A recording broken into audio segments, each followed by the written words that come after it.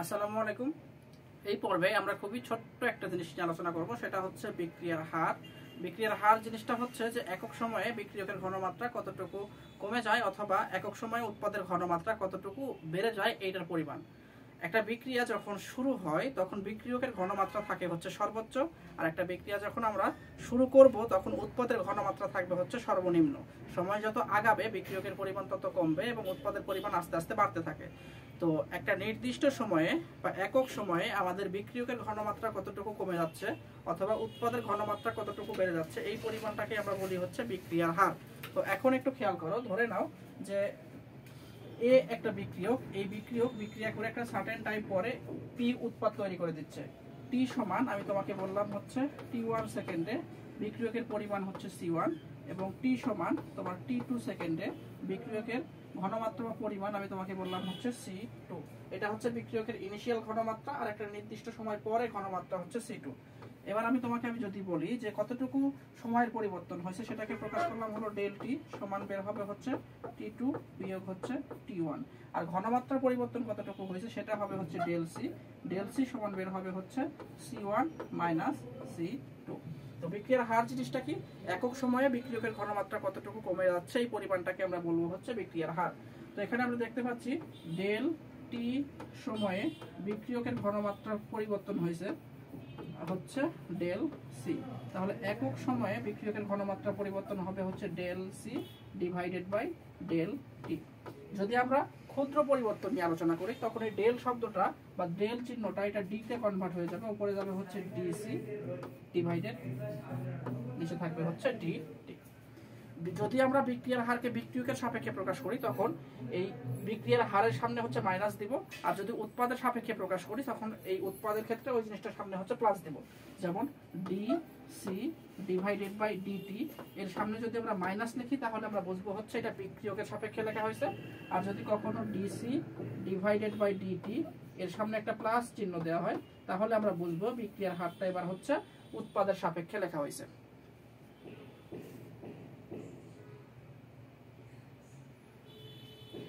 এইবার আমরা একটা নির্দিষ্ট বিক্রিয়ার জন্য বিক্রিয়ার হারের রাশিমালা কেমন হয় এটা একটু দেখার চেষ্টা করব। আমরা বিক্রিয়ার হারের যে রাশিমালাটা দাঁড় করাইছি সেটা হচ্ছে DC divided by D T, সামনে প্লাস অথবা মাইনাস হতে পারে। প্লাস কখন হবে? যখন উৎপাদের সাপেক্ষে লিখবো, আর মাইনাস হবে হচ্ছে যখন হচ্ছে বিক্রিয়কের সাপেক্ষে লেখা হয়। এইটা এক মোল বিক্রিয়ক বা এক মোল উৎপাদের ক্ষেত্রে প্রযোজ্য, কিন্তু একটা রাসায়নিক বিক্রিয়া যখন ঘটে তখন বিক্রিয়ক এবং উৎপাদের পরিমাণ এক মোল ফিক্স থাকে না। বিক্রিয়ক এবং উৎপাদ কিন্তু এক মোল ফিক্স থাকে না। যখন বিক্রিয়ক এবং উৎপাদ এক মোল ফিক্স থাকবে না তখন এই সূত্রটা একটু চেঞ্জ হবে। বিক্রিয়ক অথবা উৎপাদের মোল সংখ্যা আমরা হচ্ছে উল্টায় দেবো এখানে, অথবা বিক্রিয়ার হারকে যেটা আমরা পাচ্ছি যে সমীকরণটা সেটাকে হচ্ছে বিক্রিয়কের মোল সংখ্যা অথবা উৎপাদের মোল সংখ্যা দ্বারা আমরা হচ্ছে কি করব, ভাগ দিব। ব্যাপারটা কেমন একটু খেয়াল করো। ধরো তোমার কাছে আছে হচ্ছে এ বিক্রিয়ক এ মোল প্লাস বি বিক্রিয়ক আছে বি মোল, বিক্রিয়া করে উৎপন্ন করলো হচ্ছে এম উৎপাদ এম মোল প্লাস এন উৎপাদ হচ্ছে এন মোল। স্টয়কিওমেট্রির ফর্মুলা অনুসারে আমরা এখান থেকে লিখতে পারবো স্টয়কিওমেট্রি ফর্মুলা। এখান থেকে আমরা যেটা লিখতে পারবো সেটা হচ্ছে বিক্রিয়কের সাপেক্ষে যখন লিখবো তখন হচ্ছে খেয়াল করো একটু ডি এ এর ঘনমাত্রা, এটা দ্বারা বোঝাচ্ছে এর ঘনমাত্রা কতটুকু পরিবর্তন হয়েছে ডিভাইডেড বাই ডিটি সময়ে। এর সামনে আমরা একটা মাইনাস দিব কারণ বিক্রিয়কের সাপেক্ষে প্রকাশ করছি। এখানে যে মোল সংখ্যাটা আছে সেই মোল সংখ্যা বা সহগটাকে আমরা হচ্ছে ইনভার্স আকারে দেব। ইনভার্স মানে হচ্ছে 1 ডিভাইডেড বাই এ সমান আমরা লিখবো হচ্ছে বি এর সাপেক্ষে। বি এর সাপেক্ষে আগের মতোই লিখবো হচ্ছে ডি বি এর ঘনমাত্রা পরিবর্তন কতটুকু হয়েছে ডিভাইডেড বাই নিচে থাকবে হচ্ছে ডিটি। এটাও একটা বিক্রিয়ক, এর সাপেক্ষে লিখলে সামনে মাইনাস। এবার বি এর মোল সংখ্যা কত ছিল সামনে বি, এই সহগ বিটাকে আমরা হচ্ছে ইনভার্স আকারে লিখে দেব 1 ডিভাইডেড বাই বি সমান উৎপাদের সাপেক্ষে আমরা যখন লিখবো তখন কি হবে জিনিসটা, উৎপাদের সাপেক্ষে লিখলে হবে উপরে এম এর ঘনমাত্রার পরিবর্তন যেটাকে আমরা DM divided by DT, DT সময়ে এম এর ঘনমাত্রা কতটুকু পরিবর্তন হয়েছে, যেহেতু এটা উৎপাদের সাপেক্ষে তাহলে প্লাস, আর এম উৎপাদ ছিল এম মোল, এটা হচ্ছে 1 ডিভাইডেড বাই এম লিখবো সমান আমরা লিখতে পারবো হচ্ছে এন এর জন্য d n divided by D T সামনে প্লাস 1 ডিভাইডেড বাই মোল সংখ্যাটাকে আমরা হচ্ছে বিপরীত আকারে লিখে দেব। এটা হচ্ছে স্টয়কিওমেট্রির ফর্মুলা। ঠিক আছে। আমরা একটা বিক্রিয়ার জন্য স্টয়কিওমেট্রি ফর্মুলা যদি ফেলি তাহলে কি হবে দেখো, ধরো নাইট্রোজেন প্লাস 3 মোল হাইড্রোজেন উভমুখী বিক্রিয়া করে উৎপন্ন করছে হলো 2 মোল অ্যামোনিয়া। এই বিক্রিয়ার জন্য বিক্রিয়ার হারের সমীকরণটা কেমন হবে দেখো, আমরা লিখব D of N2 third bracket, এটা হচ্ছে নাইট্রোজেনের ঘনমাত্রা পরিবর্তন ডিভাইডেড বাই টিটি, সামনে একটা মাইনাস দিব, নাইট্রোজেনের মোল সংখ্যা হচ্ছে 1 ডিভাইডেড বাই 1 সমান হাইড্রোজেনের সাপেক্ষে যখন লিখবো D of H2 third bracket, এটা দ্বারা বোঝানো হচ্ছে হাইড্রোজেনের ঘনমাত্রা কতটুকু পরিবর্তন হয়েছে ডিভাইডেড বাই নিচে থাকবে হচ্ছে বলো ডিটি, এটা হচ্ছে ডিটি সময়ে হাইড্রোজেনের ঘনমাত্রা কতটুকু পরিবর্তন হয়েছে, সামনে এখানে একটা মাইনাস আমরা দিব, ঠিক আছে, মাইনাস দিতে হবে, আর মোল সংখ্যা যেটা আছে সেটা 1 ডিভাইডেড আকারে লিখে দিব, 1 ডিভাইডেড বাই 3 সমান আমরা লিখতে পারবো হচ্ছে ডি অফ NH3 এর ঘনমাত্রার পরিবর্তন ডিভাইডেড বাই টি, সামনে এখানে আমরা দিব হচ্ছে আবার প্লাস, উৎপাদের সাপেক্ষে হইলে বিক্রিয়ার হারটাকে প্লাস দিয়ে রিপ্রেজেন্ট করা হয় ডিভাইডেড বাই মোল সংখ্যা হচ্ছে নিচের ভাগ আকারে লিখে দিব 1 ডিভাইডেড বাই 2। এবার এই বিক্রিয়ার হারের রাশিমালা থেকে আমরা হচ্ছে একটা প্রিভিয়াস প্রশ্ন সলভ করব।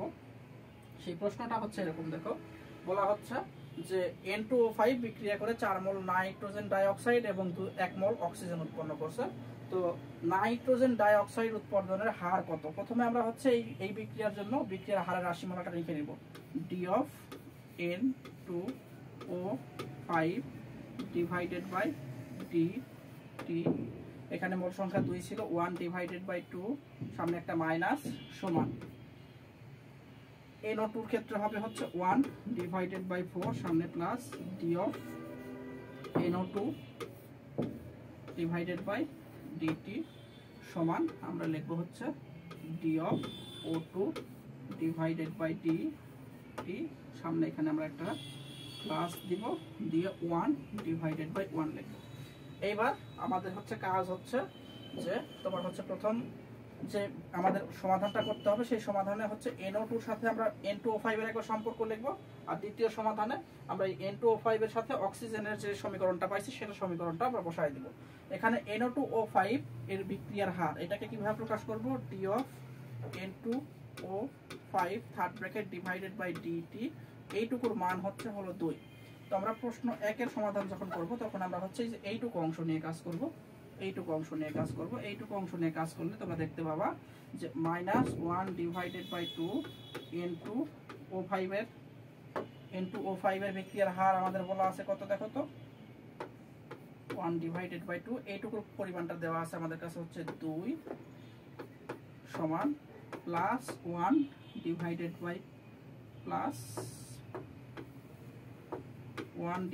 বাই 4 আর আমাদের d of NO2 divided by dt, এইটার মান বের করতে হবে। এখান থেকে তোমরা হচ্ছে ক্যালকুলেশন করে বের করবা d of NO2 third bracket divided by dt সমান একটা মান পেয়ে যাবো, ঠিক আছে। এবার আমরা যেটা দ্বিতীয় প্রশ্নের সমাধান করি, দ্বিতীয় প্রশ্নের সমাধানে আমরা যে কাজটা করব সেটা হচ্ছে তোমার এই প্রথম অংশের সাথে শেষের অংশের সম্পর্ক স্থাপন করবা। এখানে লেখা হচ্ছে -12 ডি অফ N2O5 এর ঘনমাত্রার পরিবর্তন ডিভাইডেড বাই ডিটি সমান লিখবা হচ্ছে ডি অফ O2 এর ঘনমাত্রার পরিবর্তন ডিভাইডেড বাই ডিটি। এইটুকুর মান পাইছো কত, -12, এইটুকুর মান প্রশ্নে দেওয়া আছে 2 সমান এই পাশে থাকবে ডি অফ O2 এর ঘনমাত্রার পরিবর্তন ডিভাইডেড বাই ডিটি। এইখান থেকে তোমরা হচ্ছে ডি অফ O2 এর ঘনমাত্রার পরিবর্তন ডিভাইডেড বাই ডিটি এর মান বের করে দিবা, ঠিক আছে। এখান থেকে আমরা বইতে আসা একটা প্রশ্ন সলভ করব, খেয়াল করে একটু, এটা খুব কঠিন কিছু না, জাস্ট কি করবা তোমরা হচ্ছে এখানে NH3 এর বিক্রিয়ার হার দেওয়া আছে যেটাকে আমরা প্রকাশ করব হচ্ছে ডি অফ NH3 এর ঘনমাত্রা ডিভাইডেড বাই ডিটি, এইটুকুর মান হচ্ছে তোমার হলো 0. এইটুকুর মান কত, এইটুকুর মান হচ্ছে -0.24 দেওয়া আছে। এখন তোমাদের কাজ হচ্ছে যে পানি উৎপাদনের হার বের করবা, এইটার সাথে এটা সম্পর্ক স্থাপন করবা। খেয়াল করো এইটার সাপেক্ষে না অ্যামোনিয়ার সাপেক্ষে যদি আমরা বিক্রিয়ার হার লিখি তাহলে কেমন হবে, ডি অফ NH3 এর ঘনমাত্রার পরিবর্তন ডিভাইডেড বাই ডিটি সামনে মাইনাস, আর এখানে মোল সংখ্যা 4, 1 ডিভাইডেড বাই 4 সমান উৎপাদ হচ্ছে পানি d of H2O third bracket divided by dt, এখানে মোল সংখ্যা 6, এটা সামনে হচ্ছে ভাগাকারে লিখে দিব, এর সামনে একটা প্লাস। খেয়াল করো একটু, মাইনাস 1 ডিভাইডেড বাই 4 এইটুকুর মান দেওয়া আছে, এটা হচ্ছে মাইনাস 0.24 সমান plus 1/6 d of H2O third bracket divided by dt। এইটার মানটা তোমরা হচ্ছে বের করে নিবা, এইটার মানটা বের করে নিবা, আশা করি পারবা। তো দেখা হবে পরবর্তী লেকচারে। ভালো থেকো, সুস্থ থেকো, আল্লাহ হাফেজ।